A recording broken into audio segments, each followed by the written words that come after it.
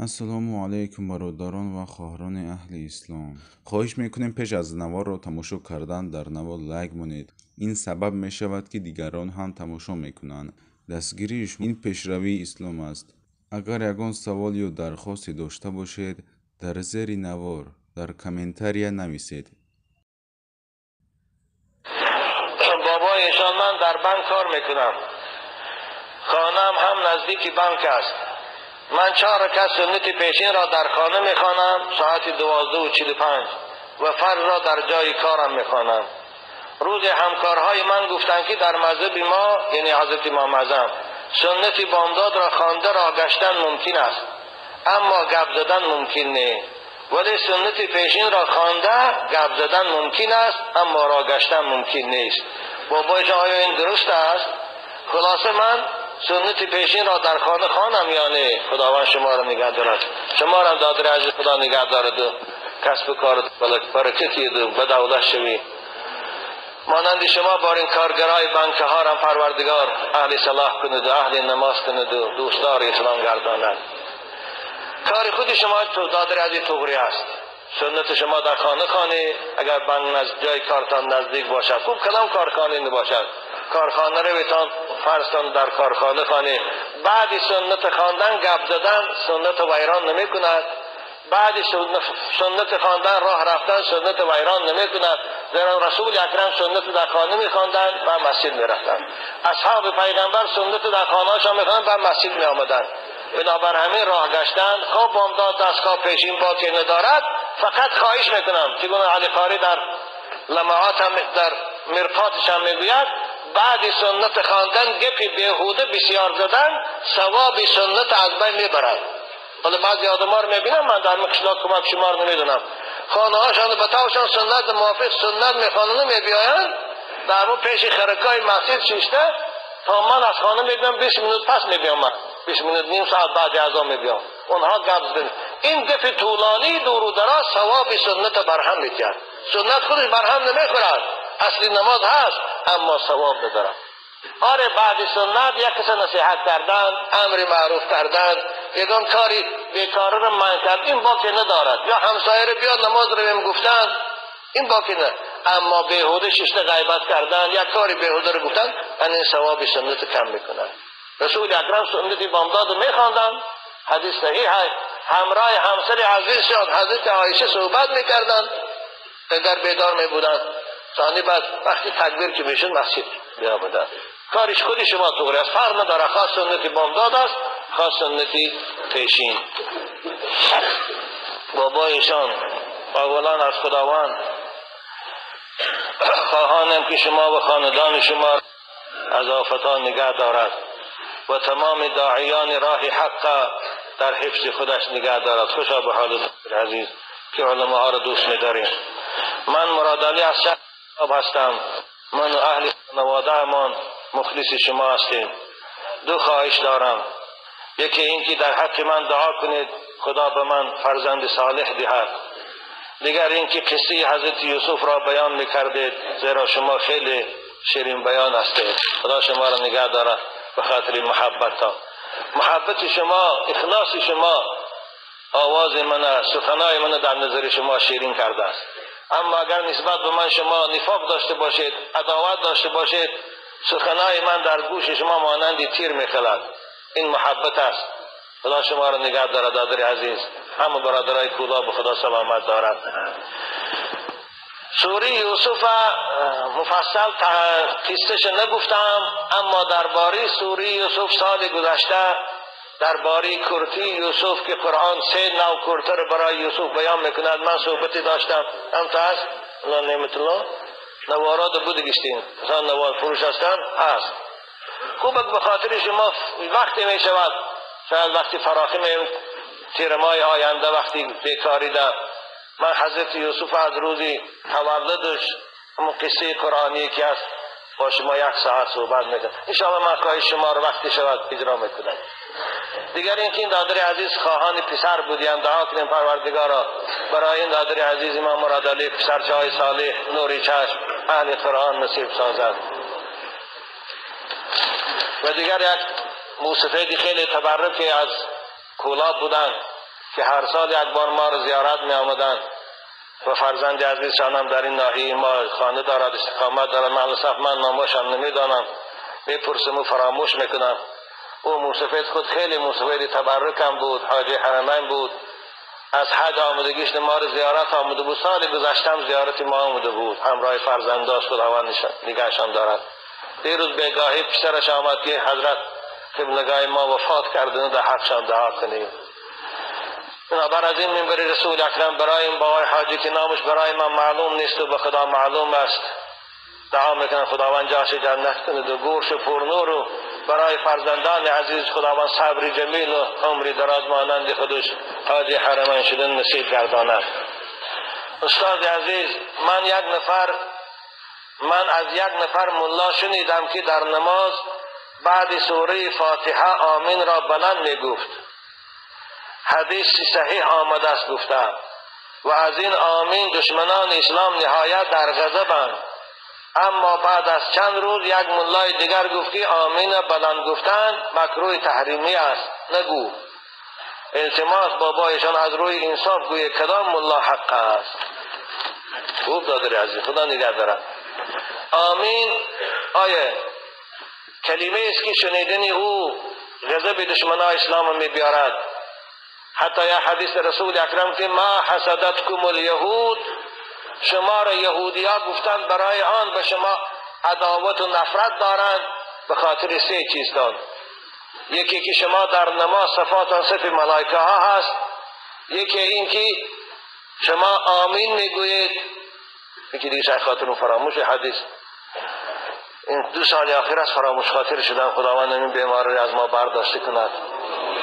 خوب به هر حال همون چیزی که یهودی ها را به غضب نمیارد دادر از این آمین گفتن است. این حدیث های صحیح در این باب از رسول اکرم وارد است. اما بعد از سوره الحمد در نماز آمین بلند گفتن یا خفیه گفتن، این اختلاف است بین علماء دارد.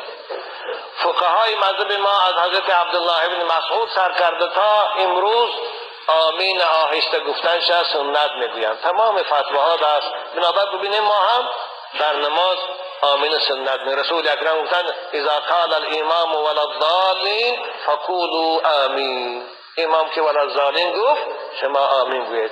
فانه من وافق تأمینه تأمین الملائکه غفر له ما تقدم. کسی که آمین میگوید، البته ملائکه هم در ولا الضالین ما آمین میگویند، آمین او با آمین ملائکه ها برابر بیاد، خدا گناه های او را میگذارد.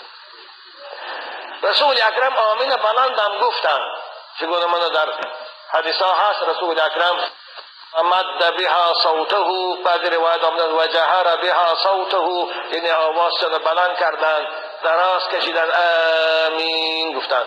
چرا اگر شما حرم بیت الله را یا حرم رسول اکرم در تلویزیون تماشا کنید، نماز راستکی بست مباشره، امام که ولا الضالین گفت همه آمین میگویند و فرض را در جای کارم میخوانم.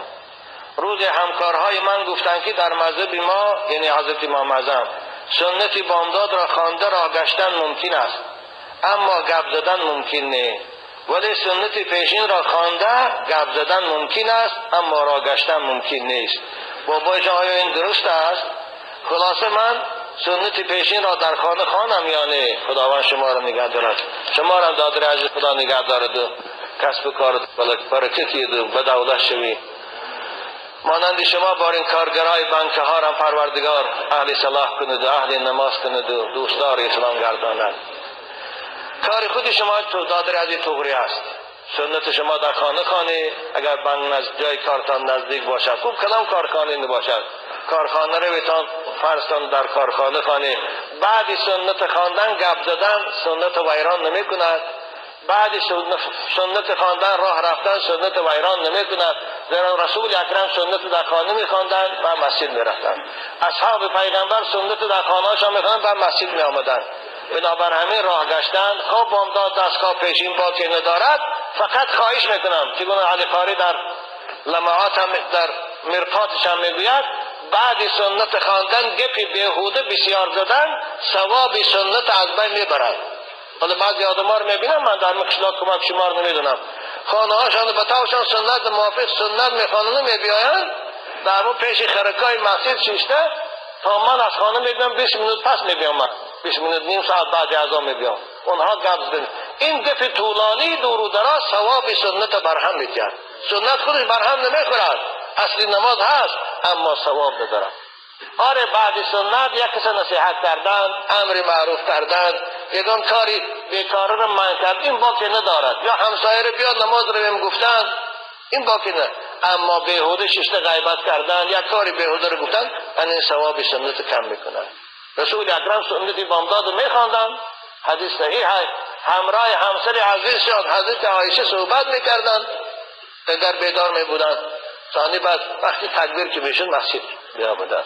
کارش خودی شما طوری است، فرق نداره خاص سنتی بامداد است خاص سنتی پیشین. بابایشان اولا از خداوند خواهانم که شما و خاندان شما از آفتان نگه دارد و تمام داعیان راه حق در حفظ خودش نگه دارد. خوشا به حال عزیز که علماء ها را دوست می‌داریم. من مراد علی از شهر هستم. من و اهل خانواده من مخلص شما هستیم. دو خواهش دارم.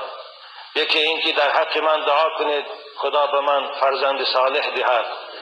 دیگر این که قصه حضرت یوسف را بیان میکردید زیرا شما خیلی شیرین بیان هستید. خدا شما را نگه دارد به خاطر محبت شما، اخلاص شما آواز من، سخنای من در نظر شما شیرین کرده است.